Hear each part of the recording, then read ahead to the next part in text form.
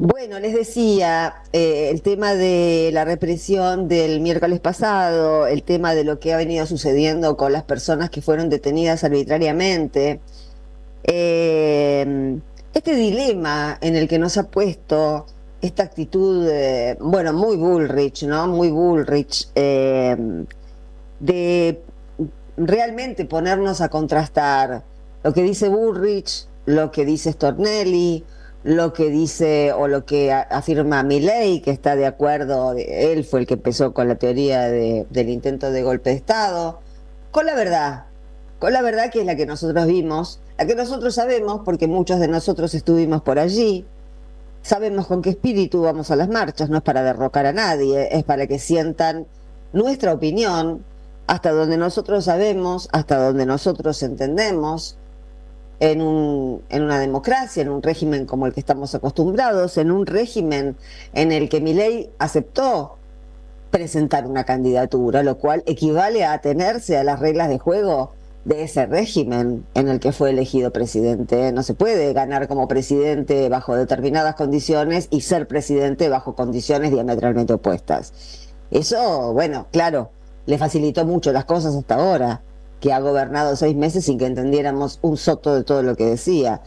Pero, pero bueno, hoy hubo por un lado, una concentración alrededor del CERPAJ para hacer una denuncia colectiva. Ya vamos a estar hablando con uno de los participantes de esa reunión, a la que por suerte se acercó mucha gente. Por supuesto que no toda la que hubiésemos querido, pero es importante que no se frene la salida a la calle en estos momentos. No pasó nada, no hubo, no apareció la policía ni nada. Ustedes saben que ellos tienen especialmente Bullrich, ¿no? Tiene como saques de violencia. Es muy difícil que después de una represión tan grande eh, vuelva a haber otra represión tan grande.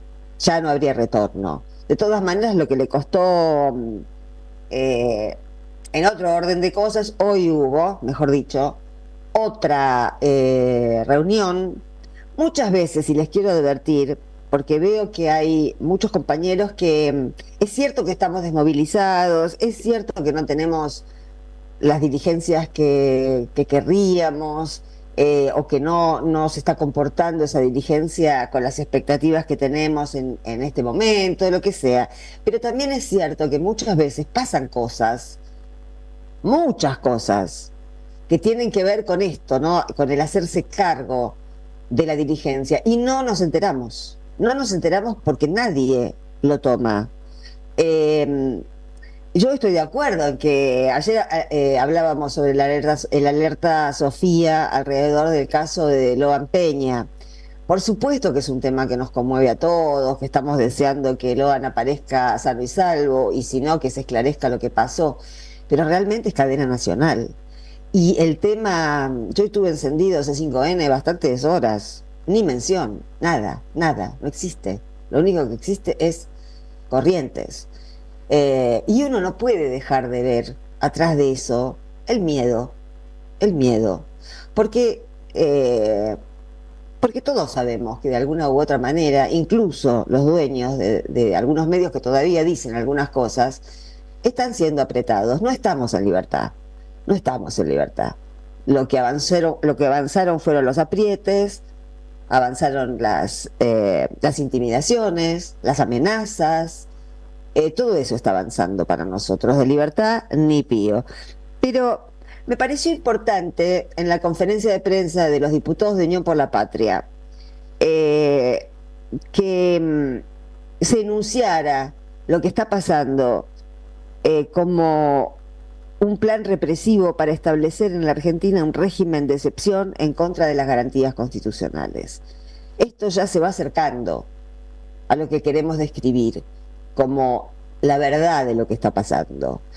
Milei y Bullrich, con esta denuncia absurda, bizarra, de todo por 2 pesos, sobre que lo que leyeron ellos fue un intento de golpe de Estado, realmente no se lo puede creer, solamente se lo puede creer Stornelli, al que le pagan por creer eso. Este, Me parece que hablar de un plan represivo para establecer en la Argentina un régimen de excepción en contra de las garantías constitucionales significa que la policía y la ministra de Seguridad están buscando llevar las cosas a un extremo tal que le permita a Milei decretar el estado de sitio. Y no nos cabe duda de que eso es lo que está buscando. Pero en principio, escuchemos lo que decía hoy Leopoldo Moro en esa conferencia. Hoy se hizo una presentación de una denuncia penal. La presentación es una denuncia contra la ministra de Seguridad, Patricia Bullrich, una mercenaria de la violencia estatal, contra el secretario de Seguridad, contra el prefecto general de la Prefectura Nacional Marítima, porque fue un pelotón de esa fuerza la que enviaron. Y cuando digo enviaron lo digo en términos estrictamente literales, sobre los diputados nacionales para agredirlos. Los delitos que se le imputan en esta denuncia a estos funcionarios y a quienes eventualmente surjan también como responsables a lo largo de la investigación, porque puede haber responsables de otras fuerzas de seguridad que coordinaban esto, que en el curso de la investigación puedan también aparecer como responsables, son los delitos de tormentos, vejámenes, privación ilegítima de la libertad, abuso de autoridad, violación de deberes de funcionario público y también los delitos que en la investigación puedan ir apareciendo para calificarlos. Todos los que están detenidos hoy son presos políticos y en esa condición es que están sufriendo ese martirio o esa mortificación que significa estar injustamente detenidos. Con una adición en nuestra preocupación. Si bien es cierto no lo tenemos confirmado, todos ustedes también seguramente habrán accedido a las declaraciones de uno de los detenidos que estaba allí vendiendo choripán, que dice que además de ser detenidos arbitrariamente, en el momento que estaba trasladando su mercadería, algo que ocurre habitualmente en cualquier concentración de carácter político, deportivo, etcétera, además de esa arbitrariedad de detener al voleo, como ocurrió, tan al voleo que ni siquiera han podido dejar a todos detenidos, han tenido que inventar pretextos para dejar una parte así y liberar a otros. Al ser trasladados al penal de Ezeiza, fueron objeto de apremios ilegales o de torturas, para decirlo en otras palabras. Esta persona denunció que fue desnudada, que les arrojaban junto a otros 3 detenidos gas pimienta, que fueron, lo más grave, interrogados sobre su filiación política, que no es una función del servicio penitenciario, nunca lo fue, salvo ahora que el servicio penitenciario federal ha pasado a manos de Bullrich. Ustedes saben que históricamente estuvo siempre en la órbita del Ministerio de Justicia. Qué casualidad, pasa a manos de Bullrich y el servicio penitenciario actúa de esta manera, interroga políticamente sobre la filiación que tiene cada uno de los detenidos. Eso también es un hecho que de corroborarse lo vamos a denunciar. Bueno, ahí estaba Moró desglosando o sintetizando, ¿no?, los puntos más sobresalientes de esta denuncia que hizo Unión por la Patria, que es muy clara, es muy interesante y además, bueno, nos informa que están bien ubicados, como decimos siempre acá, en tiempo y espacio, ¿no? Porque es necesaria esta declaración y es la única fuerza política que toma o que hace suya esta lectura. Bueno, la izquierda supongo que también, ¿no? Pero bueno, de las fuerzas grandes. En principio, ¿por qué tiene sentido esta denuncia? Fue denunciada Patricia Bullrich, fue denunciado el director de la prefectura. Bueno, eso tiene que ver con la reconstrucción de la agresión brutal a los diputados que fueron. En la conferencia de prensa se decía que están convencidos de que fue una orden de Patricia Bullrich dada desde el lugar ese de cuadro de situación que tiene el Departamento Central de Policía. Lo hemos visto en otras manifestaciones que Bullrich y también Milei, no sé esta vez, pero Bullrich suele seguir las transmisiones de sus propias represiones, las coreografías de sus propias represiones en ese comando central. Evidentemente en alguna de las pantallas apareció esa imagen de los diputados, hasta ese momento hablando civilizadamente con el jefe de prefectura, y también se ve perfectamente como al segundo aparece una mano de atrás. Evidentemente no fue de motus propio, no fue un prefecto antidiputados de Unión por la Patria. Alguien mandó a tirar gas, causando lesiones graves. Con lo cual, eso fue uno de los motores de la denuncia de diputados.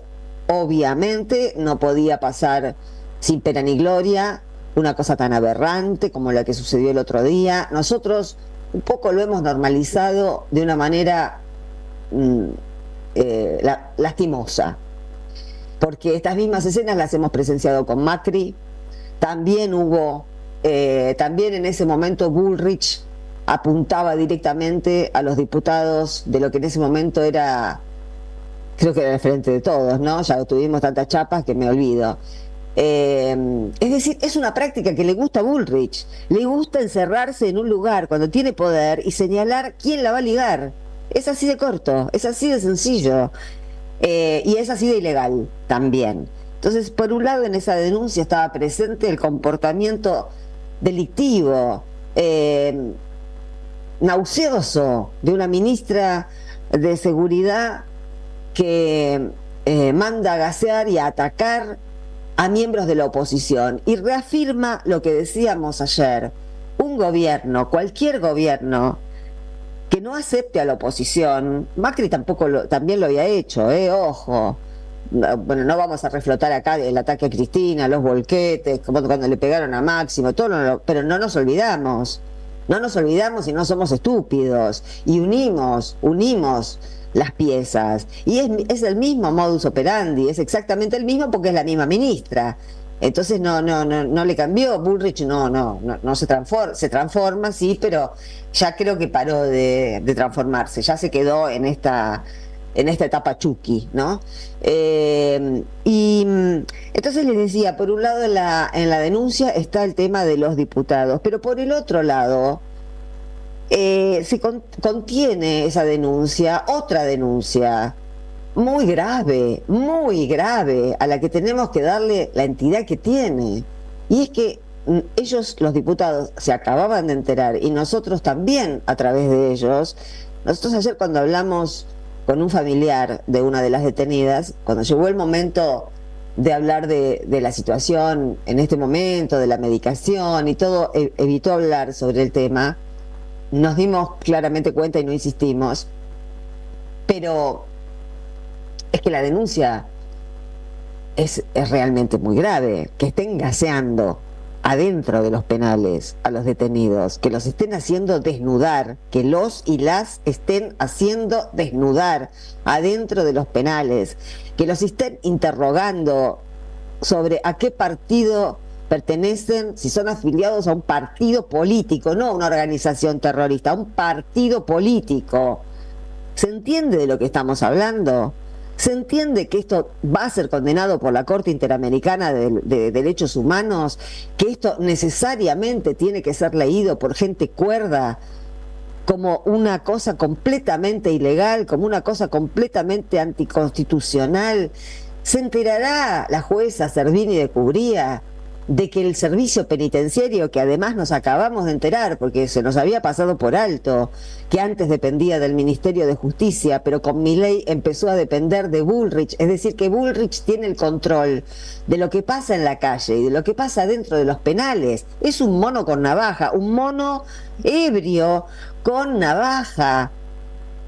Estamos realmente corriendo mucho peligro con estas circunstancias. Entonces tomemos nota de que aquí están pasando cosas gravísimas, de que estas últimas actitudes del gobierno de Milei lo ponen en un lugar muy cercano a una dictadura de nuevo tipo, lo alejan completamente del sistema democrático y nos habilitan a su vez a reunir todos los elementos necesarios para empezar de una buena vez por todas un juicio político. Porque no se puede aceptar que vendedores de empanadas, que docentes jubiladas, que personas que fueron a una marcha como opositores políticos sean tratados como terroristas, sean gaseados, sean vejados adentro de los penales federales solamente porque Bullrich quiere copiar a Bukele. Que haga cosplay de otra cosa, y que haga cosplay con extras, no con seres humanos. Ya venimos.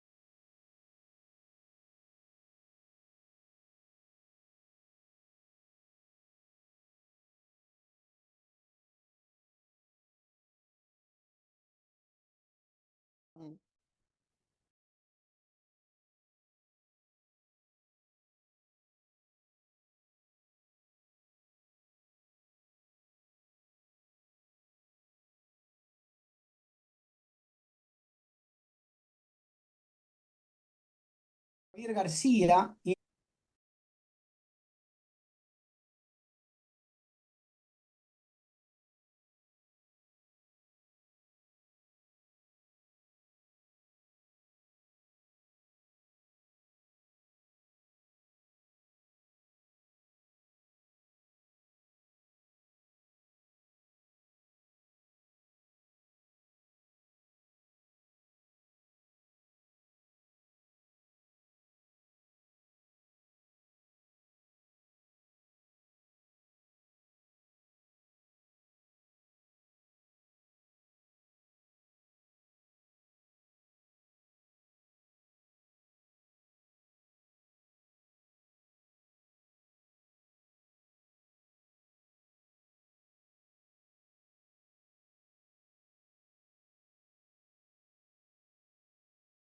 Giorgio. Bueno, efectivamente, no puedo quedarme quieto, Russo, es verdad, y los productores lo saben, siempre el micrófono tengo que acercarlo, alejarlo, un desastre. Soy un desastre, pero voy a comentarles a la producción, a vos y a nuestros oyentes, cómo está esta ilusión que estamos viviendo, que podríamos titular como programa económico anarcocapitalista. Un programa económico de un sujeto. Te salió anarcocapitalista. Y sí, me sale con un poco de asco. Un poco de anarcocapitalista. Es decir, es como, para ver cómo decirlo, un programa de un padre filicida. Claro, claro. De un pater familias. Una cosa, es decir, es autocontradictorio. Un tipo que está en un país que se llama Argentina, cuyo contrato fundacional es una constitución que obliga a los ciudadanos, a todos ellos, a defender ese papel llamado Constitución, firmado originalmente en 1853 y con cambios de 1994, el sujeto más responsable por cuidar ese papel, ese contrato social, dice que quiere destruirlo. Y no hay nadie que señale esta contradicción. Un tipo que está contra la Constitución, porque estar contra el Estado, eso es lo que todavía me parece que no se está diciendo. Quien está contra el Estado, está contra la Constitución de este Estado, porque este Estado se basa en ese contrato social colectivo. Entonces, un tipo que se enorgullece de violar las reglas del Estado instituidas en una Constitución, anda por el mundo diciendo gansadas y además mintiéndole a la sociedad acerca de un programa económico absolutamente autodestructivo.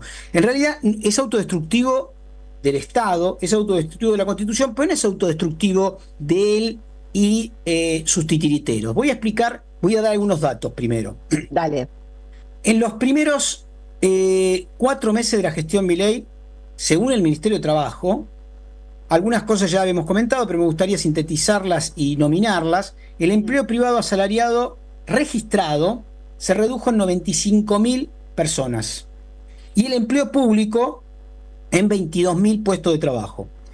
Primero, una regla de eso que llaman vulgarmente, y que a mí no me gusta llamarlo así, mercado de trabajo, es que cuando cae el empleo registrado, como en este caso, ¿qué pasa con esa gente? Por supuesto, entra en desesperación, empieza a bajar su calidad de vida porque empieza a ser financiado por familiares, en algunos casos cuando hay red de contención, y en otros casos, y en muchos por supuesto, va hacia el empleo no registrado, a hacer changas. Entonces se aumenta el mercado de trabajo en negro.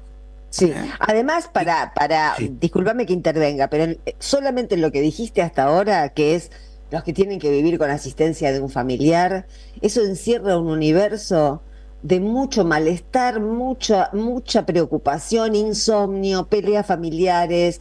Eso en sí mismo ya es un drama. Un drama aceitado con sufrimiento y profundo dolor que deviene en la mayoría de los casos, en distintas formas de violencia. Claro, porque vos pensás a qué padre le gusta pedirle ayuda a un hijo que sabe que está apretado, a qué hijo le gusta pedirle ayuda a un padre que sabe que está apretado. O sea, es algo hiperdestructiva de los vínculos amorosos, Sí, esta de los situación. vínculos amorosos, de los vínculos familiares, de los vínculos de semejantes, pero la forma, en algún momento tendríamos que hablar esto, quizá con alguien que haga salud pública y sobre todo en términos de salud mental, porque la primera forma de la violencia es la autoviolencia. Es la autoviolencia, es decir, en porcentaje se sabe que aquellos que entran en procesos de desocupación, de pérdida de red laboral, o empiezan muchas veces en situaciones de alcoholismo, de adicciones, de depresión, es decir, impacta fuertemente en lazos materiales y destroza lazos subjetivos e intrasubjetivos, porque la persona muchas veces, que no entiende el entramado de la política económica, se siente responsable y culpable de haber sido despedido. Es uno de los Claro. grandes triunfos de la brutalidad capitalista meritocrática, hacerle creer a la gente que si ha fracasado en su inserción laboral, el responsable es él, porque ve por la mirilla, con la ñata frente al vidrio, que otros no han sido despedidos, entonces cree que el sistema de contratación y de fuerza de trabajo depende de su validez como persona, ¿no? Entonces ahí hay todo un engranaje que ha sido estudiado, pero que lamentablemente no es enseñado en las escuelas, porque de haber sido enseñado empoderaría a mucha gente para darse cuenta que esto no es un problema individual, sino es un sistema y una política destinada justamente a debilitar, a destruir los lazos sociales y a dejar a la persona inerme frente al mercado a eso que llaman el mercado de trabajo. Te doy algunos datos en esta línea también. En estos meses, uno de los, si se quiere, puntos más vulnerables de la cadena laboral en nuestro país, lo ha sido siempre, son el personal doméstico, que en Sí. un 95% son mujeres. Mujeres que muchas veces soportan a su propia familia en términos matrilineales, es decir, con varones que no existen, padres que no existen, y las mujeres salen al mercado de trabajo y se enfrentan con, muchas veces, con una gran cantidad de trabajo en negro, y en este caso específico, desde la llegada de Milei, hemos perdido en términos formales, empleo formal en casas particulares, 10.000 personas han quedado fuera del mercado de trabajo de casas familiares del personal doméstico.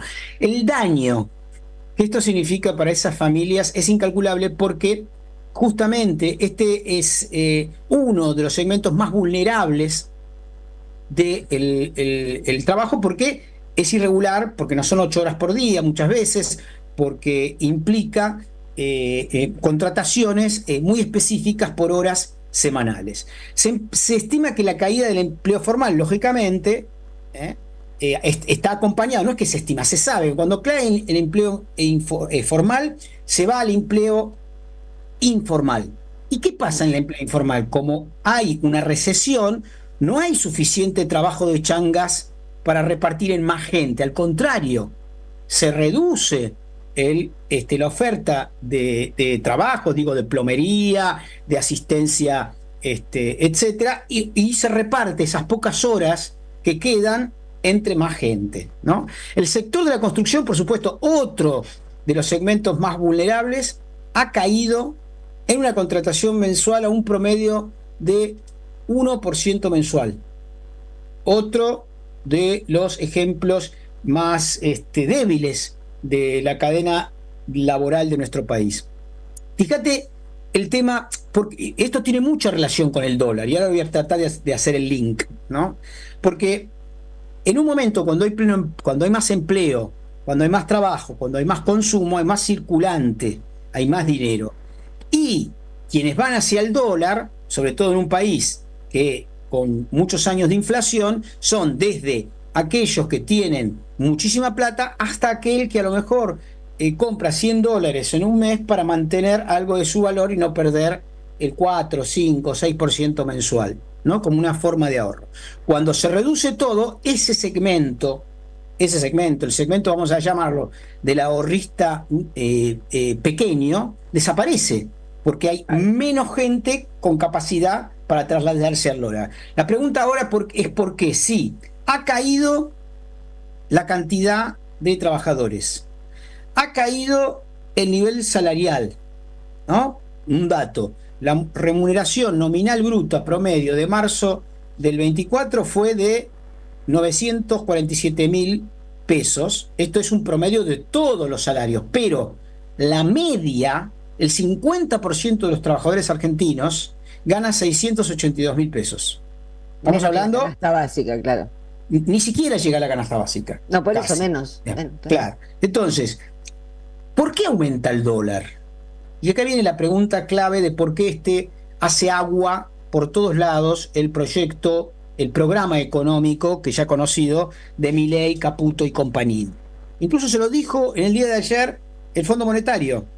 Cae porque hay reducción del consumo, sobre todo aquellos que producen, echan gente, no venden, esa gente queda sin poder acceder al dólar. ¿Y quiénes son los que van al dólar? Aquellos que desconfían del éxito de este programa.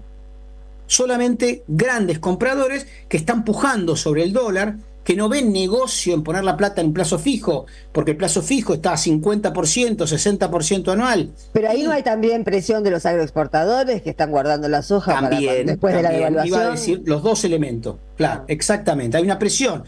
Pero quiero explicarlo esto, porque si no la gente no entiende. Si yo sé que va a haber una devaluación, porque la distancia entre el dólar oficial y el dólar blue, o el dólar ilegal, vamos a decirlo, es de casi 300 pesos, y entonces eso hace que cada vez más la gente diga, bueno, a mí no me conviene tener pesos, yo me voy al dólar, tampoco me conviene, sobre todo los que más tienen dinero. Yo voy a comprar dólares. Pero además la baja de la tasa de interés está pensada para eso, me parece. La tasa de interés te van a versear diciendo que está pensada para que bajar la inflación. Ahora, vos bajás la inflación con recesión y con permitirle a los agroexportadores y a los que siguen ganando dinero que se vayan al dólar, te presionan sobre el dólar. Claro. Entonces hacen aumentar el dólar. ¿Y qué terminás haciendo? Este personaje patético que dijo que iba a cerrar el Banco Central, vendiendo, como está vendiendo en las últimas semanas sobre todo, los pocos dólares que había comprado. ¿Y qué pasa con eso? Que esa curva lleva a decir, bueno, este programa no me cierra, necesito los dólares. Va Caputo a Estados Unidos, el Fondo Monetario dice, no, mirá, si vos no me demostrás que haya un acuerdo político, si no me demostrás que vas a ajustar todavía los servicios, si no me demostrás que el proyecto va a salir de la recesión, ¿cómo te voy a dar más plata? Si encima yo sé, dice el banco, el Fondo Monetario, de que vos para aprobar un préstamo de esta característica tenés que aprobarlo en el Congreso, por una ley vigente. O enfrentarte a una nueva situación de conflicto social con mayor recesión y sobre todo más inflación, porque en algún momento tiene dos posibilidades el gobierno: o devalúa, como ya hizo en diciembre, ahí o consigue dólares. Lo que pasa es que al mismo tiempo esta lectura va acompañada de muchos que dicen que lo único que está sosteniendo a ese núcleo duro que todavía cree que hay que darle tiempo a Milei es porque cree que efectivamente está bajando la inflación, pero con una devaluación se va a la mierda. Claro, exactamente. Entonces esa es la encrucijada que tiene este gobierno ficticio, que está sostenido básicamente por comunicadores propagandísticos, claro, que le hacen creer a la sociedad que sí, y sobre todo a algunos senadores, lo hemos visto en los últimos días, que si le sacan el apoyo a Milei, digamos, quedan como golpistas. Sí, esto es lo que han dicho algunos. Pero eso es una psicopateada que se la pueden hacer a un niño de 6 años. Muy bien. Lo que es indudable es que algunos legisladores, sobre todo que han aprobado en general la ley de bases, incluso algunos peronistas, digamos, sobre todo en Corrientes, los dos de Corrientes, etcétera, es clarísimo, y de Entre Ríos, es clarísimo que lo que quieren es recursos para sus provincias, por un lado, garantizarse algunos pequeños recursos para las provincias, y al mismo tiempo esperar que la situación se hunda para ahí sí decir yo no fui. El de Entre Ríos pautó, se dio porque le ofrecieron 2 puestos en el directorio de no sé qué cosa, por lo cual va a ganar en dólares. No, no están buscando nada para sus provincias. No, también probablemente sean varias cosas. Yo creo que también es alguna migaja para las provincias para que no los maten en las provincias. Pero no importa, en cualquier caso, sea la... Los van a matar igual, pero los van a matar igual si en todas las provincias está vigente este plan económico de mierda. Esperaría, Sandra Russo, que sus palabras sean proféticas y estos personajes que han traicionado al pueblo paguen, aunque sea como mínimo, con ser expulsados del PJ. Veremos si eso... Para eso no hay que esperar, para eso hay que expulsarlos. Sí, bueno, hay una propuesta, la verdad que veo difícil esa situación porque todos quieren jugar con ellos en un futuro andamiaje de salida por derecha de este gobierno. Pero dejemos eso para un debate más adelante. Quiero dar algunos datos de por qué la situación del programa económico tiende a estallar en X cantidad de tiempo que no podría estipular cuánto es. En abril, las ventas cayeron un 13%, en referencia a marzo. Esto supone un derrumbe de un 3.8% del consumo en enero, un 4.1% en febrero y un 7% en marzo, más el 3% del mes anterior. Es decir, la caída del consumo es sistémica. Va a seguir expulsando gente, va a seguir llevando a los grandes capitales hacia el dólar, va a pujar sobre la diferencia, la brecha, lo que llaman la brecha entre el dólar en negro y el dólar oficial, y en algún momento bastante cercano, probablemente en los próximos meses, en la medida de que ahora salió Caputo a pedirle a las provincias y a las intendencias que le devuelva plata de algunas obras. Que le devuelvan a Caputo, a la nación, que le devuelvan. Que devuelva plata, tapa de los diarios de hace un rato, que le devuelva todo aquel dinero que no ha sido utilizado en las obras previstas desde el año pasado, o que la terminen en 120 días o que le devuelvan la plata. Están en el horno. Claro, están desesperados. Están en el horno. Escúchame, si vos tenés a un presidente de la nación que 6 meses atrás dijo: yo no voy a tener ningún trato con ningún país comunista, yo lo único, eso lo van a hacer los privados, yo no voy a hacer nada, y hoy se comunica la posibilidad de que viaje a festejar el día de la independencia de los Estados Unidos junto a Xi Jinping el 4 de julio, y evidentemente son, digamos, además de ser ineptos, digamos, el teorema de Baglini, acá famoso en la política argentina, tiene su máxima expresión en un patético personaje llamado Javier Milei. Estamos frente a una situación, el consumo masivo se va a reducir, según se estipula todas las consultoras, entre un 8 y un 9% este mes. Es insostenible la situación así, porque ya expulsaron 120.000 personas del mercado de trabajo, van a expulsar 30.000 más este mes, y así sistémicamente. Imagínate, y por eso esto estalla, es porque va a haber una devaluación. Ya hubo una devaluación del 25% en diciembre, enero. Bueno, ahora va a haber una devaluación del 25%. ¿Y qué es una devaluación para el trabajador? Pérdida de poder adquisitivo. ¿Por qué? Y con esto termino. ¿Por qué pierde poder adquisitivo con una simple devaluación? Muy simple, porque los grandes poderes concentrados económicos en nuestro país de ninguna manera están dispuestos a ganar en pesos.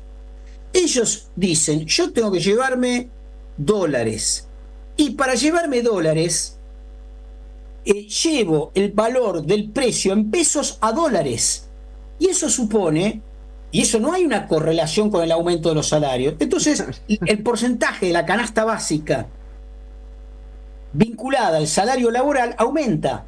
Eso supone que si hoy alguien paga 40 lucas, 50 lucas, 50.000 pesos, un kilo de carne, va a pagar 100.000 pesos un kilo de carne, es decir, un 100% más, pero el aumento de su salario va a ser un 10% más, o un 15% más. Entonces, su capacidad adquisitiva se va a reducir. Y eso pasa con todos los poderes concentrados económicos de nuestro país, que de ninguna manera van a renunciar a su rentabilidad en dólares.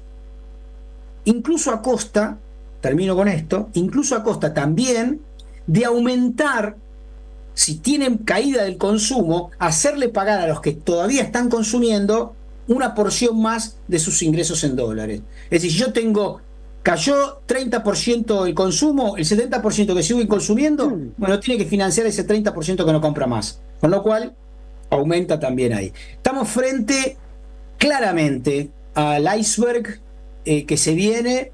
Quiero verle la cara en el techo de la Rosada a Milei cuando se toma el helicóptero.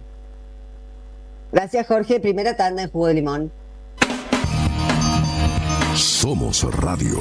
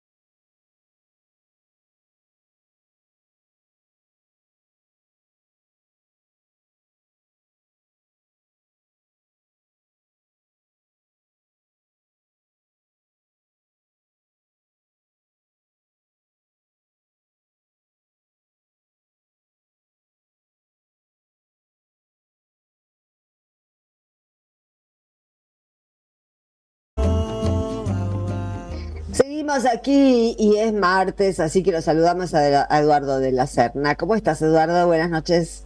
¿Qué tal, Sandra? ¿Cómo estás? ¿Cómo andan? Bien, ¿Me dijeron que Jorge esta vez ya está con nosotros? Sí, te dijeron bien. Y yo también le conté a Jorge que estabas con un ojo morado la semana pasada. Se lo quería mostrar hoy, pero ya se te curó todo. Bueno, todo, no, tampoco. Yo dentro de 3, 4 años creo que voy a estar casi normal. Pero vos no sabés lo que se veía desde acá la semana pasada, Eduardo. Sí, me mandaron una foto de copia de pantalla. No sabés lo que era. Era... Bueno, nos alegramos que te cicatrice bien. Ujú. Y a ver, ¿qué tenemos hoy? Infiltrados, quintas columnas y otras fuerzas centrífugas, perdón. ¿Esto con qué se come? A ver. Bueno, se come con varias cosas que me parece que son interesantes. Por un lado, creo que a esta altura del partido resulta evidente para quien quiere ver que en la marcha del otro día hubo infiltrados.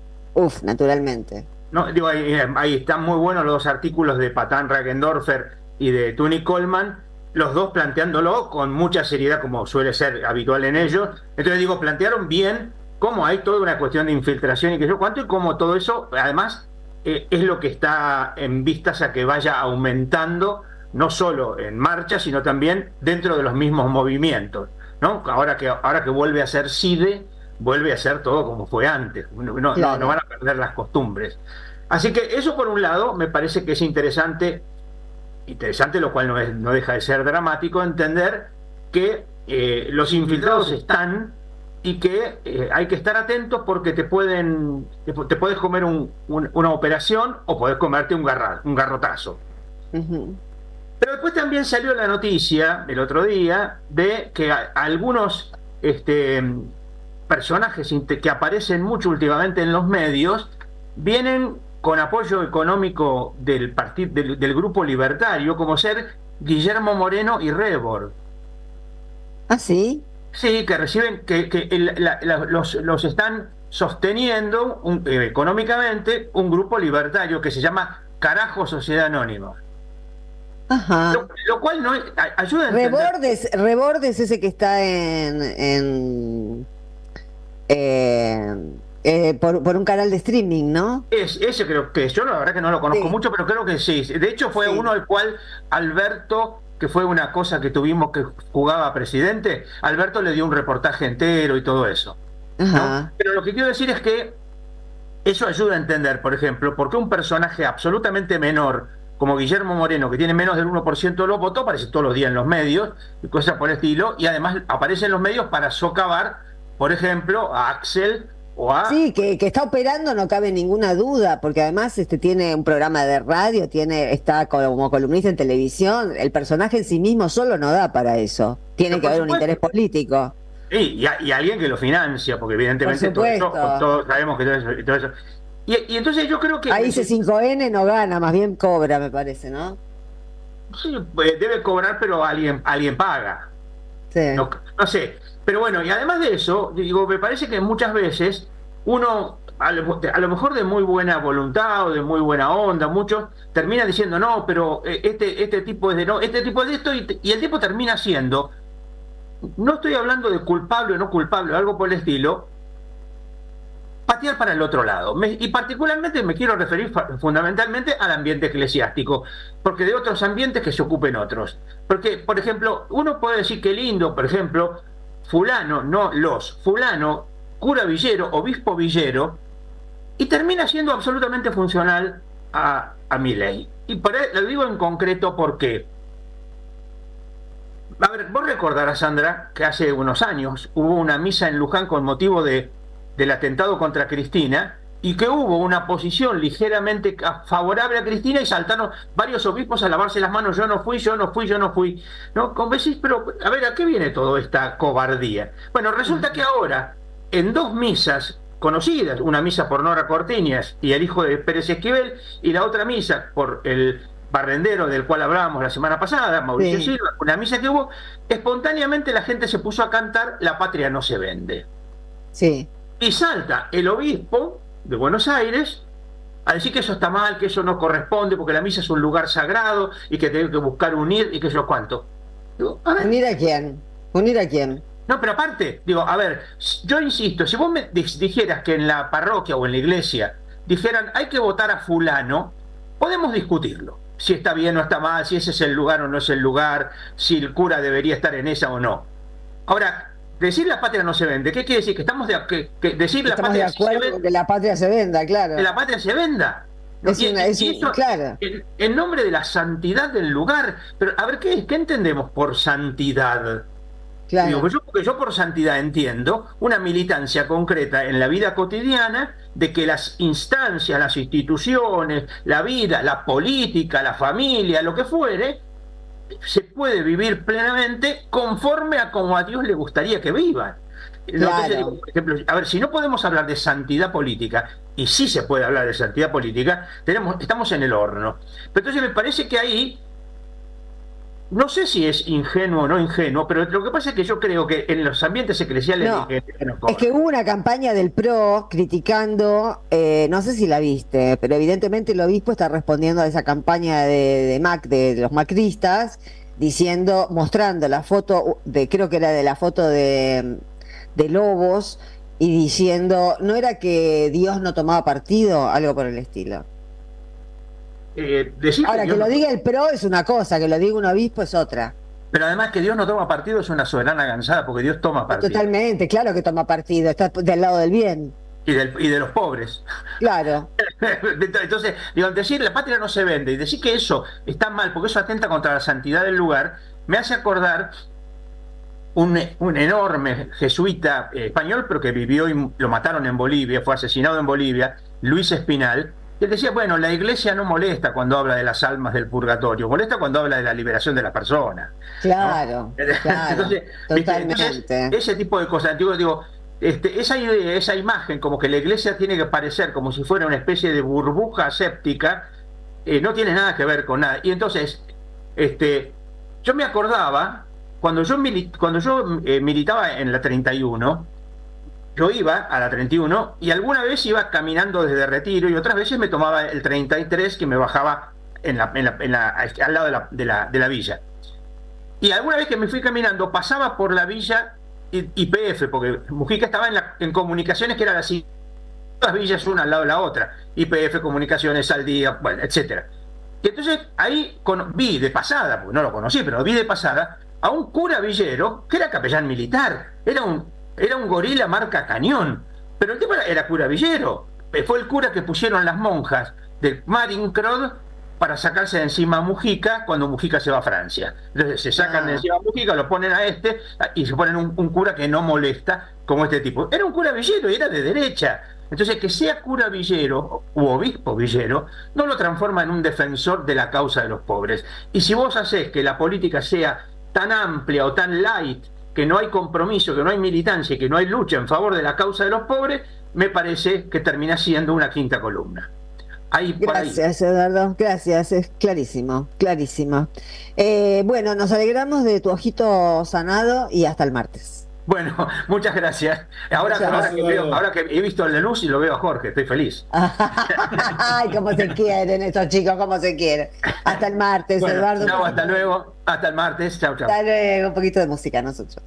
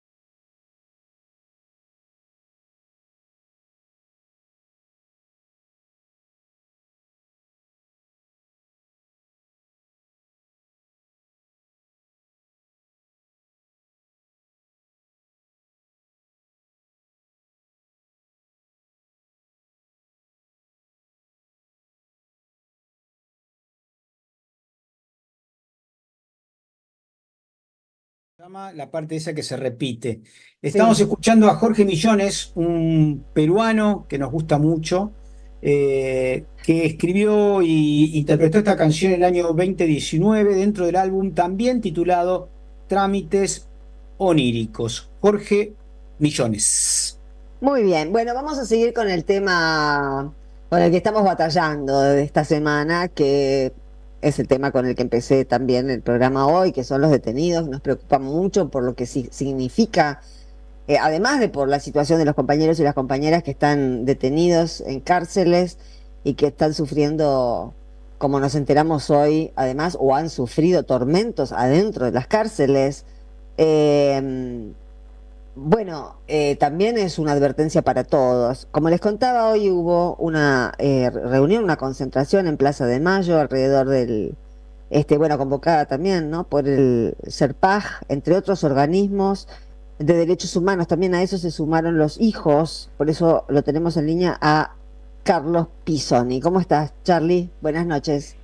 Hola, buenas noches, Jorge, Sandra, qué alegría escucharte tanto tiempo. Sí, tanto tiempo, Charlie. Bueno, contanos lo que pasó hoy a la mañana. Bueno, hoy hubo una concentración en la Plaza de Mayo, convocada principalmente por los familiares de los detenidos.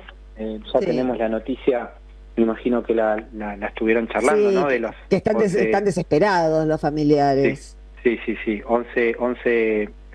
11 personas liberadas, que se liberarían, todavía no hay notificaciones, pero estamos con esa información, y 5 que todavía seguirían detenidos. Esa es la información que tenemos. Preocupados por la situación, la concentración, digamos, de alguna manera manifestó eso, ¿no? La preocupación de lo que está pasando. También, digamos, una concentración que entendíamos que debería ser masiva, quizás no tuvo la masividad que tuvo, sí, éramos cientos de miles, pero lo que empieza a pasar en estos momentos es que empieza a correr esa sensación de, ¿qué hago? ¿Voy a la marcha? ¿No voy a la marcha? La calle es peligrosa, de que la calle es peligrosa, claro. Claro. Ese es el principal objetivo que tiene este amedrentamiento por parte del gobierno de Milei, de Patricia Bullrich, y en este caso haciendo actuar a un poder que hasta cierto punto todavía no había sido utilizado por el gobierno, ¿no? Porque recordemos lo que fue el macrismo y su operativo judicial contra los dirigentes, contra los que éramos opositores. Hasta un punto el gobierno no lo había utilizado. Y ahora empezó a utilizar ese mismo mecanismo que vimos con el macrismo, que lo sufrimos en los primeros días con Milagro Sala y sus compañeras, y que después fue hacia gran parte de otros compañeros y dirigentes que pasaron por la cárcel. Hoy lo vemos desde el llano. Se parece mucho a la situación de Jujuy, Charlie, lo que está pasando ahora. Claro, con una gran diferencia, ¿no?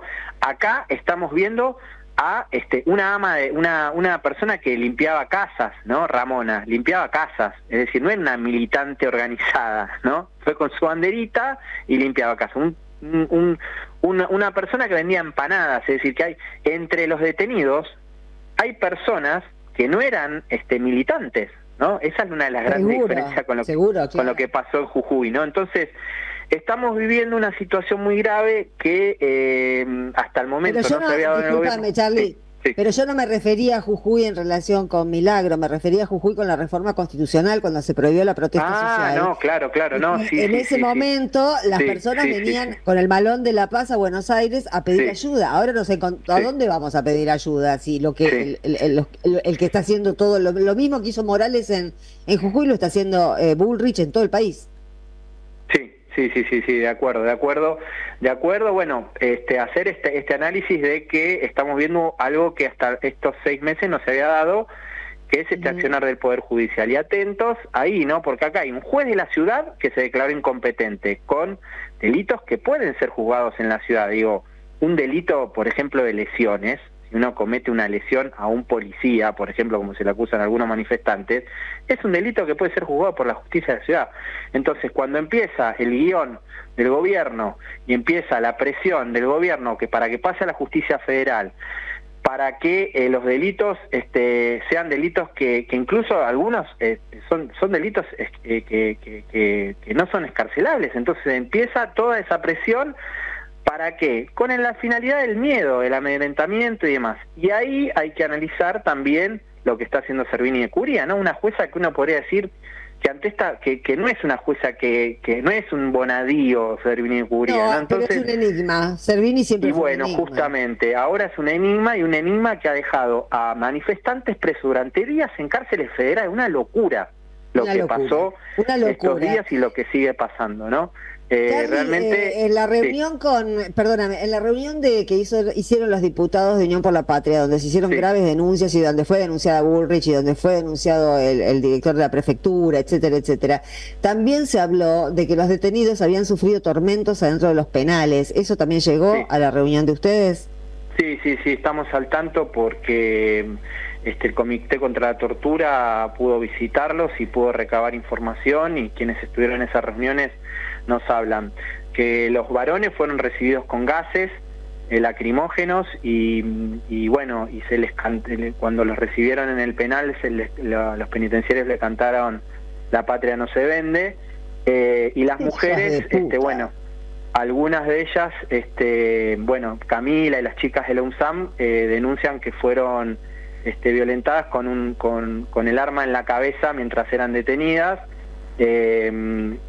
entre tantas cosas, ¿no? Pero sí, están denunciando malos tratos y hay una hazaña. Lo que se denuncia es una hazaña por parte de la Fuerza de Seguridad contra los militantes, preguntándole, bueno, y vos sos peronista, y vos sos kirchnerista, y vos dónde militás, y vos qué haces, viste lo que te pasa por esto, aguante Milei. O sea, hay una hazaña. Es increíble que estemos viviendo esto, es increíble. Sí, es increíble, es triste, pero bueno, estamos hablando en la radio de las madres, nada, no podemos no denunciar, no bajar los brazos, no recurrir a lo que hicimos durante el macrismo también, que es empezar a observar los organismos internacionales, a hacer la estrategia judicial, la estrategia legislativa, la estrategia en las calles, a ser un poco más inteligentes a la hora de marchar, a ser más organizados. Digo, la marcha el otro día, hubo una convocatoria a las 9 y yo, cuando me estaba retirando, a las 5 de la tarde entraban las columnas, ¿no? Entonces hay que estar un poco más organizados, ¿no? Y para los compañeros y bueno, muchas cosas para analizar, pero en principio hoy lo primario es que liberen a las 5 personas que están presas. Charlie, te quería hacer una consulta. Te saluda Jorge Delón. ¿Cómo estás, Charlie? ¿Todo bien? Hola, Jorge. Bien. ¿Cómo evaluás vos la posibilidad de que esta represión transmitida a propósito por Patricia Bullrich para intimidar y amedrentar puede impactar en la militancia y en todos aquellos que están siendo golpeados por un programa económico tan destructivo? Sí, yo creo que mucho, principalmente los que no están en la militancia organizada, ¿no? Los que digamos son, los llamamos los silvestres, los que se movilizan el 24 de marzo con su familia, y demás. Recordemos esto, ¿no? Todas las marchas que se hicieron estos 6 meses sin la presencia de las fuerzas de seguridad fueron pacíficas y multitudinarias. Cuando las fuerzas de seguridad decidieron intervenir, cuando Patricia Bullrich amenazó con el protocolo y demás, siempre hubo problemas. Entonces, uno puede llegar a una conclusión. Los incidentes los busca el gobierno, no es que los buscan los manifestantes. Cuanto más alejada está en la fuerza de seguridad, más pacíficamente son las marchas, y las fuerzas de seguridad tienen que cumplir un rol de prevención, no de provocación, que es lo que estamos viviendo hoy. Cuando las fuerzas de seguridad se apostan a 10 cuadras porque tienen que proteger los edificios públicos y demás, pasa todo con normalidad, y como sucedió en la marcha por la universidad pública, o el 24 de marzo, o el 8M, o la marcha a tribunales, no pasó nada. No pasó nada, y éramos millares y millares de personas. Entonces, acá hay una decisión y un guión escrito para que esto suceda, para que esto pase, para que un policía o un camión de bomberos no vaya a apagar el auto cuando se está incendiando, y para que después metan preso a los que callaron en esta casa de brujas, ¿no? Entonces, hoy a nosotros como militantes, a ustedes como comunicadores, nos toca desandar este discurso y incentivar a los que somos militantes, a los que curtimos esto de hace mucho tiempo, que lo peor que podemos hacer es quedarnos en nuestras casas, porque lo que quieren ellos Sí. es que nos quedemos en nuestras casas, ¿no? Porque Pero también observábamos ayer, Charlie, un poco vos lo decías, con el tema de tenemos que ser más organizados en relación, por ejemplo, a la gente que va suelta a ir al horario donde en el que se convoca. Perdón, pero también me parece que este es un punto de inflexión para que las organizaciones, todas las organizaciones, estén a disposición de la gente. Porque el otro día lo que vimos es que a la gente estaba sola. No había ninguna estructura de organización ayudando. Sí, es cierto. Hay que hacer hay momento de discusiones, Sandra. Tenemos que resetear, Resetear, discutir qué pasó, por qué llegó Milei, qué es lo que hicimos mal, qué es lo que está pasando ahora, cómo vamos a salir de esta, cómo nos organizamos acá adelante, porque lo que no puede suceder es seguir seguir naturalizando esta situación como si no pasara nada, y hay que organizarse en estos momentos donde el enemigo avanza, ¿no? Replegarse. Totalmente. Cuando uno juega al test y tiene poquitas fichas, bueno, pasa la mano y deja que los otros ataquen hasta que va juntando un par de fichitas y en un momento atacar. Bueno, nos pasa eso ahora. Juntemos fichitas, juntemos fuerza, pero lo peor que podemos hacer es paralizarnos. Es lo peor que nos puede pasar. Por supuesto. El día que nos paralicemos, ¿no? Nos comen crudos. Que la represión se da a las 4 de la tarde, ¿no? 4:30 más o menos, ¿no? Y claro, ¿qué necesitaban ellos? Tener liberada la plaza para cuando se vote la ley.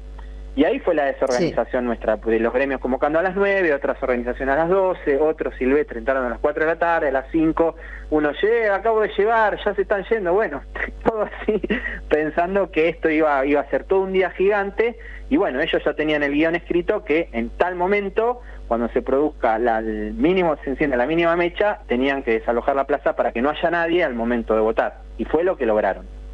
Sí, fue lo que lograron. Bueno, a extraer conclusiones, pero como vos decís, lo peor que podríamos hacer es quedarnos adentro de nuestras casas. Hoy más que nunca necesitamos que sea colectivo, pero colectivo en serio. Es decir que por eso me parece que las organizaciones que ya están constituidas tienen que convertirse en guardianas de todos y todas, porque es la única manera que tenemos de sentirnos un poco protegidos cuando salimos a la calle y seguir insistiendo en salir a la calle. Sí, totalmente de acuerdo. Gracias, Charlie Pisoni. Bueno, un abrazo para los dos. Un abrazo grande, que hace mucho que no nos vemos. Chao, hasta luego, suerte. Hasta luego. Tanda nosotros. En AM530 pasan muchas cosas. Y todo lo que pasa está en la red. Somos Radio AM530.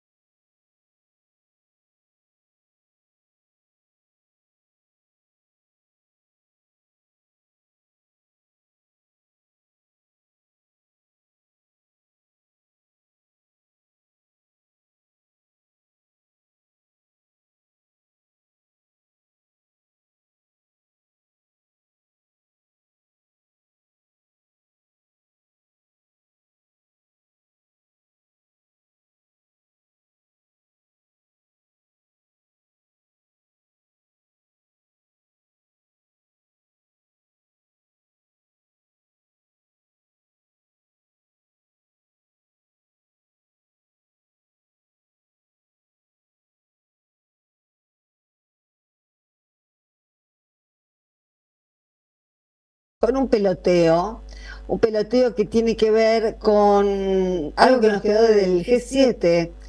Pasan demasiadas cosas últimamente y van algunas quedándose en el camino, pero son interesantes. Ustedes saben que Giorgia Meloni, la reunión del G7 se hizo en Italia y bueno, dada la proximidad del Vaticano, le invitó al Papa.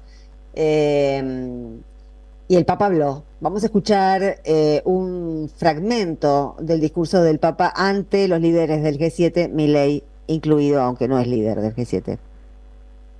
Inteligencia artificial, como sabemos, es un instrumento extremadamente poderoso que se emplea en numerosas áreas de la actividad humana, de la medicina al mundo laboral, de la cultura al ámbito de la comunicación, de la educación a la política. Y es lícito suponer entonces que su uso influirá cada vez más en nuestro modo de vivir, en nuestras relaciones sociales y en el futuro, incluso en la manera en que concebimos nuestra identidad como seres humanos. El tema de la inteligencia artificial, sin embargo, a menudo es percibido de modo ambivalente. Por una parte, entusiasma por las posibilidades que ofrece, por la otra, provoca temor ante las consecuencias que podrían llegar a producirse.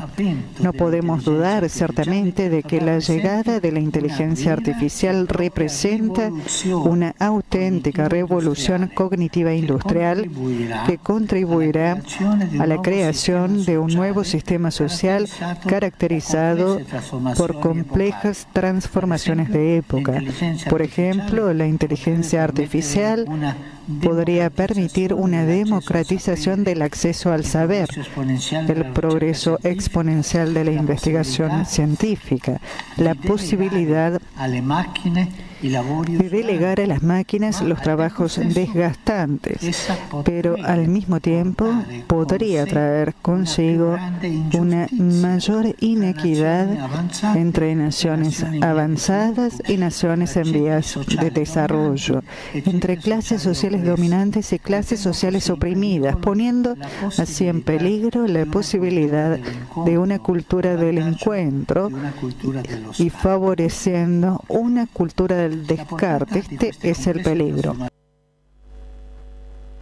Qué loco, un papa hablando de clases, cuando la mitad de los trabajadores del mundo se olvidó que era la clase obrera. Es increíble. Sí, eso es muy importante lo que decís, Sandra, que un regreso a un cristianismo, bueno, que es el cristianismo que acá escuchamos, el de Eduardo de la Serna, el de los curas en opción por los pobres, ¿no? Haciendo relevante a las mayorías humanas, ¿no? Que son los trabajadores, ¿no? Sí, hay esto un tema tiene... ahí. Sí, Bueno. perdón. No, dale. No, digo, explicar a la gente qué es la inteligencia artificial. Me parece que es muy importante. Chomsky, a quien... Que no murió, no murió, está vivo, no está en Brasil, tuvo una ACV, pero está vivo. Así es. Pero Chomsky hace muchos años, ya unos cuantos años, cuando empezó todo el tema de la inteligencia artificial, recordemos que él es un científico, una persona formada en la estructura del lenguaje, un lingüista originalmente, un gran lingüista, claro, sí, un científico. Cuando se le preguntó sobre la inteligencia artificial, dijo que no podría llamarse inteligencia, que es un robo de la propiedad intelectual en formato brutal, ¿no? Que es simplemente una acumulación rápida de contenido sin pagar digamos, derechos intelectuales. Todo lo que estamos diciendo acá en este momento, todo lo que hemos escrito, etcétera, es robado por una plataforma que lo único que hace simplemente es combinarlo de forma rápida en el marco de determinados soportes en la nube, llamados en la nube, que no es una nube, sino son servidores físicos, y que dan respuestas automatizadas con algoritmos específicos, es decir, que va a elegir la mejor respuesta respecto a la teoría de la gravedad y no a respuestas terraplanistas, para decirlo sí, de una manera vulgar. Bueno, ¿no? Un poco lo que dice el Papa es se puede homologar a la energía nuclear, ¿no? O sea, sí, puede servir para destruir a la humanidad, o puede servir para curar a cosas que no se curaban hasta ese momento. uno tiene la sensación de que cuando aparece una novedad tecnológica cuya llave la tienen ya los multimillonarios de la industria tecnológica, no va a ser usado para el bien. Va a ser usado como manipulación cognitiva, que es de lo que hablaba el Papa, ¿no? Y ya en realidad podemos concluir que eso ya empezó, eso ya está en vigencia. Efectivamente, me parece que das un excelente ejemplo, Sandra, de cómo podemos pensar todos los cambios tecnológicos. Uno puede utilizar, digamos, la mayoría de las herramientas tecnológicas al servicio de los intereses colectivos emancipatorios, no todos, ¿no? Digamos, un arma, una 9 milímetros seguramente no puede servir. eh, en términos, digamos, de innovación tecnológica para construir la paz y la convivencia. Pero efectivamente la inteligencia artificial puede, por ejemplo, para que entendamos el concepto, puede llegar más rápidamente a través del conocimiento adquirido a encontrar respuestas para los tumores cancerígenos. ¿Por Claro, qué puede hacerlo? Porque se necesitan ecuaciones vinculadas al genoma y a los cambios genéticos que no son en relación a un solo sujeto, sino a miles y miles de datos acumulados que tienen que ser sintetizados y considerados en términos de respuesta posible. Es una gran oportunidad en la medida, como bien dice el Papa, de que no sea apropiado por Google, por Meta, por NVIDIA, que es el que fabrica chips vinculados a la inteligencia artificial, sino que sea un saber y un conocimiento que no solamente se nos robe a nosotros material para su construcción, sino que nos permita, por ejemplo, trabajar menos horas, nada más ni nada menos, que la gente pueda dedicarse más a la cultura, al descanso, a vincularse a sus familias, que el trabajo no sean 14, 16 horas como los que desesperadamente tienen dos trabajos, sino que algunas máquinas, robots, pueden hacer el trabajo sin que esto significa desocupación. Dividir el trabajo, ¿eh? Ese es el desafío. Por supuesto que uno parece utópico con respecto a esto, pero sí. son los desafíos de la humanidad que en la medida que lo tengamos claro, vamos a tener que pelear para conquistarlo. Bueno, esto estoy un poco escéptica con eso, simplemente porque el poder en este momento está loco, y son los que tienen el dominio sobre los resortes de la inteligencia artificial. Me parece que primero vamos a conocer sus lados horripilantes. Bueno, vamos a la última tanda, creo yo, y ya venimos. Deja tu mensaje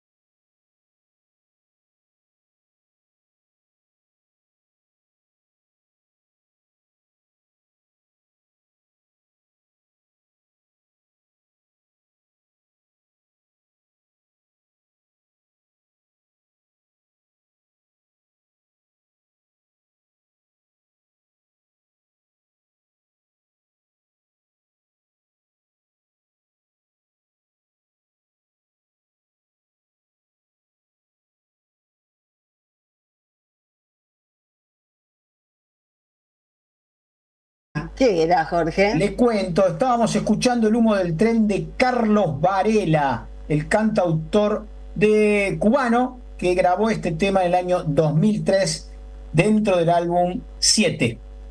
Muy bien, usted se retira, me lo saludo. Efectivamente, los saludo hasta mañana. Chau Lucas, chau Celina, chau Sandra, Adomani. Adomani, ¿cómo le va Lucas Maida? Muy bien, Sandra, buenas noches, gustoso de llegar, de aterrizar a la columna de territorios para poder hoy conversar, te cuento, Sandra, podríamos decir a esta altura, porque en el camino nos vamos haciendo amigos y amigas, no somos unos solitarios, no tenemos perros imaginarios, por el contrario, nuestros amigos, nuestras amigas son la gente de a pie, los luchadores, luchadoras, que están dando batalla en los territorios. En este caso, volvemos a traer a la columna porque hay noticias, hay novedades. Entonces, la compañera se comunicó. Estoy hablando de Celina Esteban. Celi, muy buenas noches. ¿Cómo estás? Ya estás conectada, te saludamos.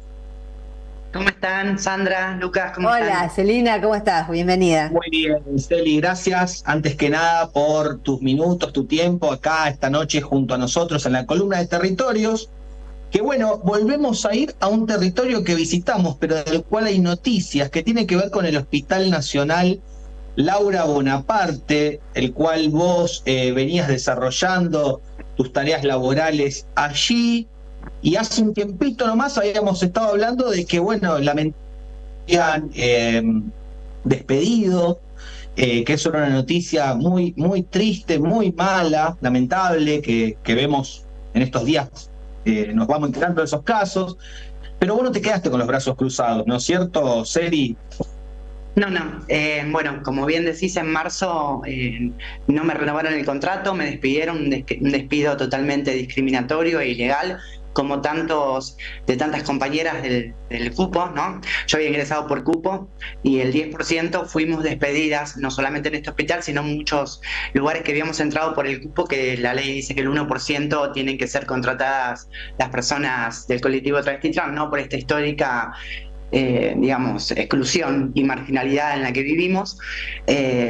No, obviamente no me quedé tranquila, sino que decidí luchar por lo que corresponde, y junto al gremio ATE Capital, me ayudaron no solamente en el patrocinio, sino en un acompañamiento impresionante. Estoy muy agradecida, y el juzgado contencioso administrativo número 3 se expidió a mi favor, haciendo que el hospital me reincorpore. Aunque el hospital... Sí. Sí, no, esa era la noticia que queríamos traer hoy, ¿no? Que vos... Pero aunque qué, aunque Sandra,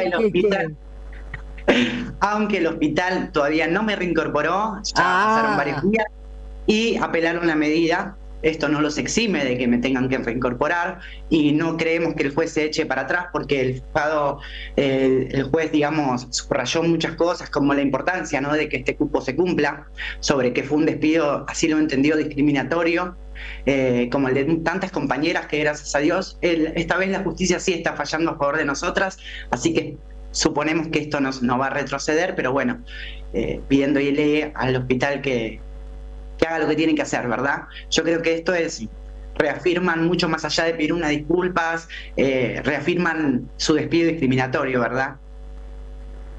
Sí, sin duda que fue un despido completamente discriminatorio, del cual aún hoy la justicia habiéndose expedido, ellos se están negando a incluirte en su planta de trabajadores, de trabajadoras. Queríamos poder difundir esto, ¿no? Por un lado, la noticia de que la justicia ordenó la reincorporación, pero por otro lado también denunciar que al día de hoy sigue el hospital sin dejarte trabajar, como lo estabas haciendo anteriormente, y de alguna manera también siguen discriminándote. Queríamos hoy poder volver a escuchar tu voz, Celi, que nos contaras, que nos actualizaras esta lucha, porque bueno, alguna vez... Te trajimos contando que había sido, ¿no? Le contamos a nuestros oyentes que quizás no nos escucharon o no recuerdan, que había sido la primer mujer trans en ser jefa de residentes en el Hospital Santo Iani en ese momento, y que también tenías un cargo en el Hospital Laura Bonaparte y que apenas empezó el gobierno de Milei y esta ola, este clima de época. Envalentonaron y mostraron su verdadera perspectiva. Déjame decirte que una de las cosas que el juez dijo que era inadmisible es que el hospital dijo, por más que nosotros la reincorporemos, no llegamos al 1% que dice la ley, que nos obliga la ley, digamos, a cumplir con este cupo. Con más razón, ¿no? Digo, tendrían que llamarme y reincorporarme. Sí, lo que está por verse ahora es el grado de acatamiento que tiene este gobierno, no a la justicia, porque también el juez Casanelo intimó a Petovelo a distribuir los alimentos y hasta el día de hoy, cero. Una vergüenza, totalmente, sí. Así que bueno, mantenernos, Celina, al tanto de cómo van las cosas, porque ahora ya que hablamos de cuando te despidieron, ahora damos la noticia de este fallo, nos interesa que en las próximas semanas saber hasta qué grado o no el hospital. Laura Bonaparte, entre otras cosas, quería decir, era la madre de nuestro compañero Luis Brustein, de esta casa. Sí. Así que quería recordarlo. Qué bueno, doctora. Una madre, Yo una madre de Plaza de Mayo. Agradecerles muchísimo a ustedes por este espacio, porque nada, creo que son parte fundamental de estos logros. Sin estas difusiones, sin este acompañamiento de ustedes, tampoco llegamos a muy lejos.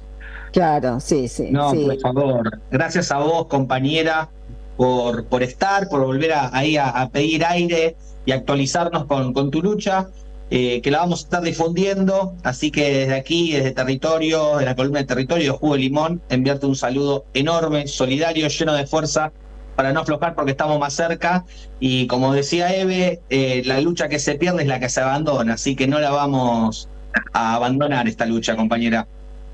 Totalmente, muchas gracias por este espacio. Un beso enorme para ustedes. Un beso grande, Celina. Buenas noches, Celi. Ahí le damos un abrazo a Celina, que se despide, Sandra.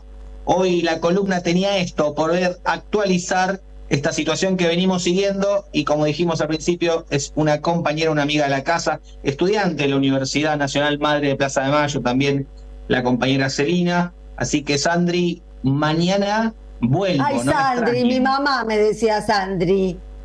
Bueno,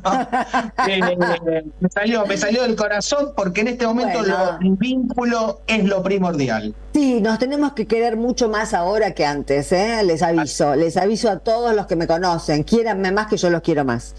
Ahí va, vamos por eso. Gracias, Celina, gracias, Lucas, y a vos hasta mañana. Chao. Hasta mañana. Sepan mensajes, muchachos.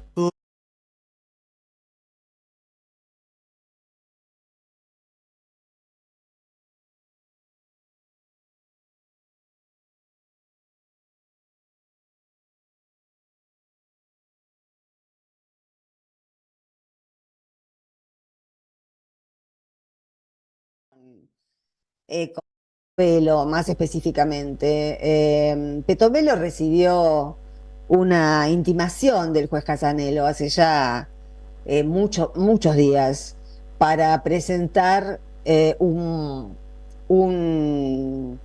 programa de distribución. Casanelo lo que le pedía a Petovelo era que le dijera al ministerio a quién le iba a distribuir esos alimentos, que Petovelo, por otra parte, que es una gran mentirosa, como todos los que conforman este gobierno, mienten, pero no se les mueve un músculo de la cara, están hechos para la mentira. Decía que, ay, me enteré de todo por ustedes, le decía a Jorge Real. No se enteró por la televisión, no, es un personaje ese, el de la ingenua que se entera por la televisión. Eso es un personaje, se hace cosplay de ingenua. De ingenua no tiene un pelo. Sabían desde marzo todo lo que tenían y decidieron que se pudriera. Prefieren que se pudra antes que... Porque además, no sé si ustedes se fijaron, pero estamos tan atosigados con lo inmediato dramático, que perdemos de vista algunas cosas que también hay que reclamarle a este gobierno. Ustedes piensen que estamos hablando de los alimentos que dejó el gobierno anterior, que fueron comprados por el gobierno anterior. Estamos desde hace ya ¿cuántos días? ¿Cuántas semanas? Con esta comedia de enredos de si los tiene que distribuir, a quién se los tienen que dar. La mina se niega, no cumplió con el pedido judicial, hizo lo que se le antojó, le dio solamente las leches que estaban por vencer a el doctor Albino. El doctor Albino se ve que, además de ser un antimisógino terrible y un antiabortista feroz, se ve que por más buena voluntad que tenga, suponiendo que tenga buena voluntad, lo que no tiene es estructura, con lo cual se la dio a cualquiera. Y esas leches están en venta en internet. ¿Cómo puede ser? Si esto lo hubiese hecho el peronismo, bueno, ya la Casa Rosada estaba rodeada. Pero lo hacen los libertarios, que sacaron chapa de locos y entonces se les pueden hacer cualquier cosa, que uno lo toma como, y bueno, son así, ¿vieron? Cuando alguien saca chapa de loco, y esto pasa en situaciones personales, en situaciones familiares, con amigos, hay uno que saca chapa de loco. Y cuando el otro se lo acepta, ya tiene carné para hacer lo que se le ocurra. Bueno, no sé por qué le dimos chapa de loco a Milei y a todos sus amiguitos, porque resulta que la mina no se va porque no lo quiere dejar solo el amigo. ¿Y a mí qué me importa? ¿A nosotros qué nos importa si es el amigo? Lo que necesitamos es... El otro dice que es la mejor ministra de Desarrollo de Capital Humano del mundo, es la única que hay de Capital Humano, los demás son de Desarrollo Social, pero para ellos pronunciar esas dos palabras, desarrollo social, es como un pecado. Es como un pecado ideológico, es zurdo. Hablar de desarrollo social es zurdo, es comunista, es sindicalista, es gremialista, es chavista, es kirchnerista, es todo loísta que a uno se le pueda ocurrir. La cuestión es que no cumplen con la ley. Casanelo volvió a pedirle a Petovelo, la intimó, está intimada, pero no dan ni 5 de pelota, porque ellos ya viven en un régimen que no es en el que creemos nosotros que vivimos todavía. Es necesario que a la brevedad más breve que podamos, se pasen en limpio a qué juego estamos jugando, todos juntos. Los 47 millones de argentinos. ¿Cuáles son las reglas de este juego? Porque queremos respetar las reglas del juego, pero necesitamos saber a qué jugamos. Si no sabemos a qué jugamos, estamos todos en peligro. Porque un día a los libertarios se les va a ocurrir que andar del lado de la pared en la vereda es delito y nos van a encanar. Porque no nos avisaron que había que ir por el lado de la calle. Es más o menos así. Es más o menos así, porque ahora es con la protesta social, que lo entendemos más o menos lógicamente, pero es gente muy extraña, es gente muy rara, que tiene apetitos que se nos van de las manos, ¿no? Así que, bueno, nada, solamente apuntar eso, que no solo no creen en la Constitución, no solo que gobiernan anticonstitucionalmente, sino que tampoco, teniendo un poder judicial podridito, creo que 9 de cada 10 motivos para ser llamados, alertados, avisados por el poder judicial de alguna irregularidad o de algún choque con la Constitución, 9 de cada 10 no hacen nada porque son de ellos. Cuando aparece uno que les pide explicaciones, lo ningunean, hacen eso, lo ningunean. ¿No era que el que las hace las paga?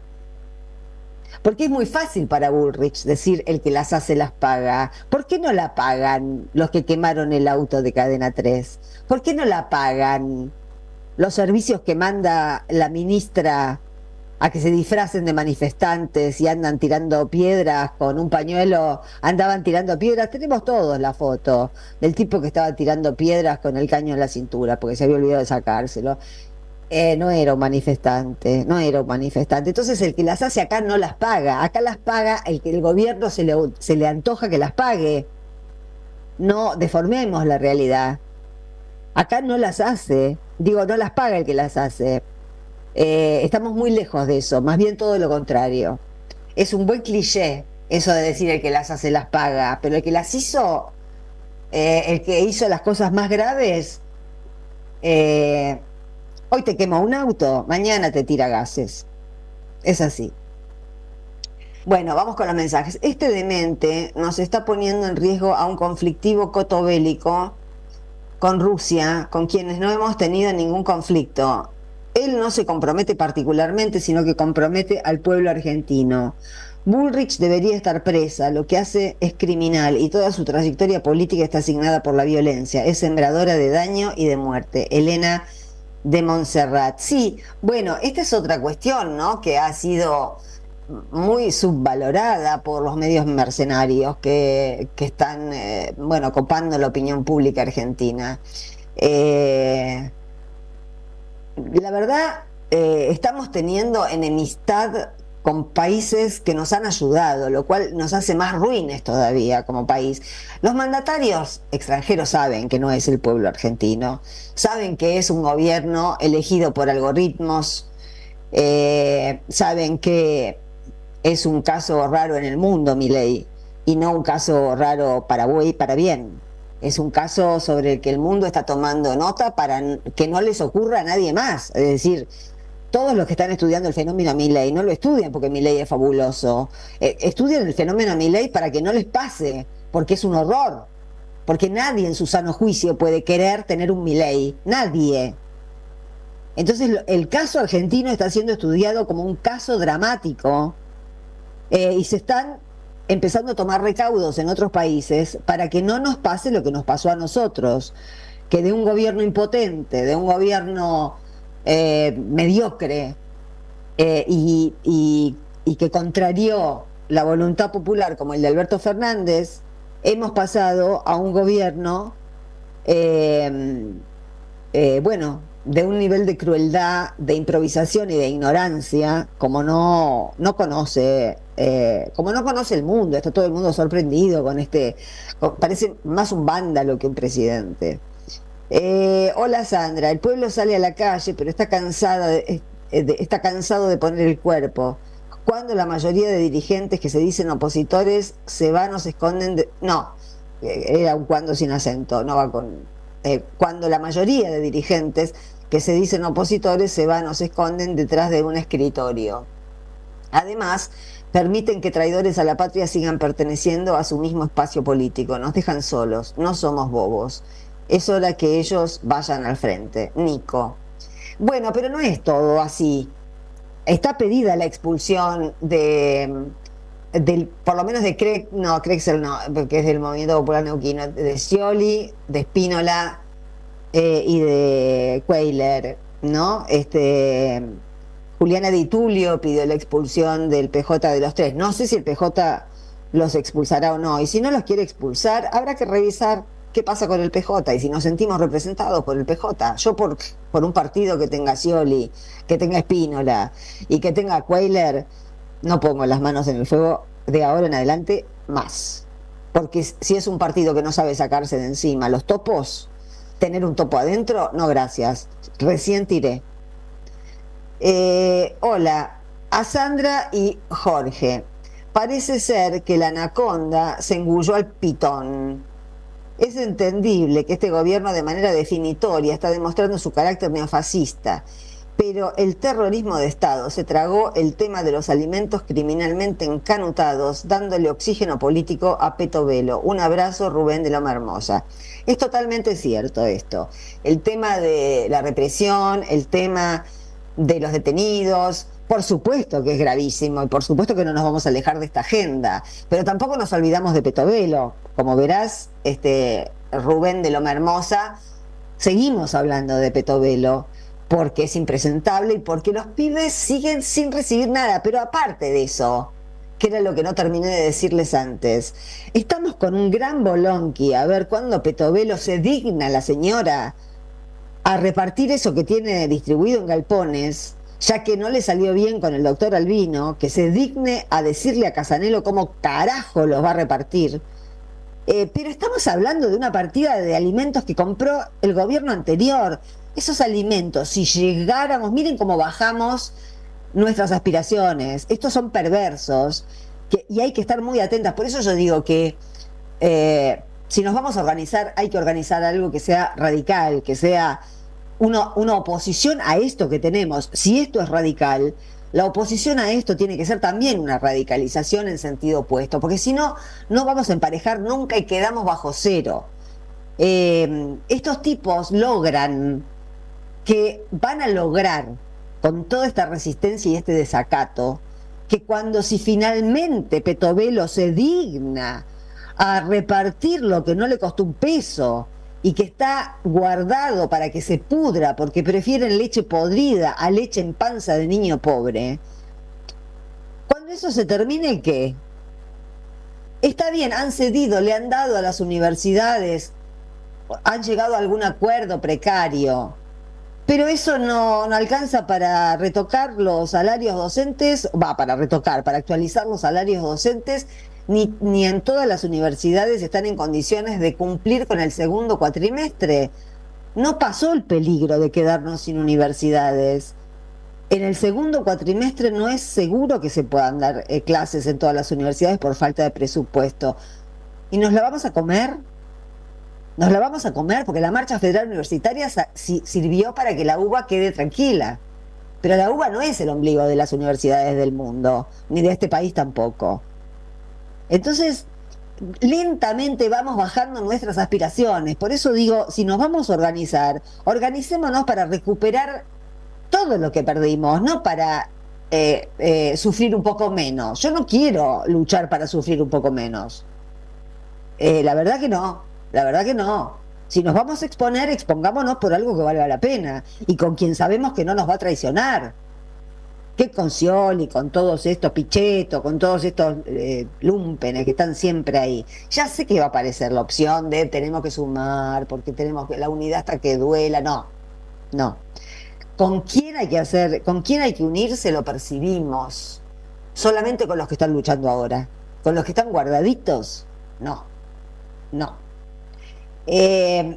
Otro, y ya terminamos. Hola Sandra, muy bueno el programa.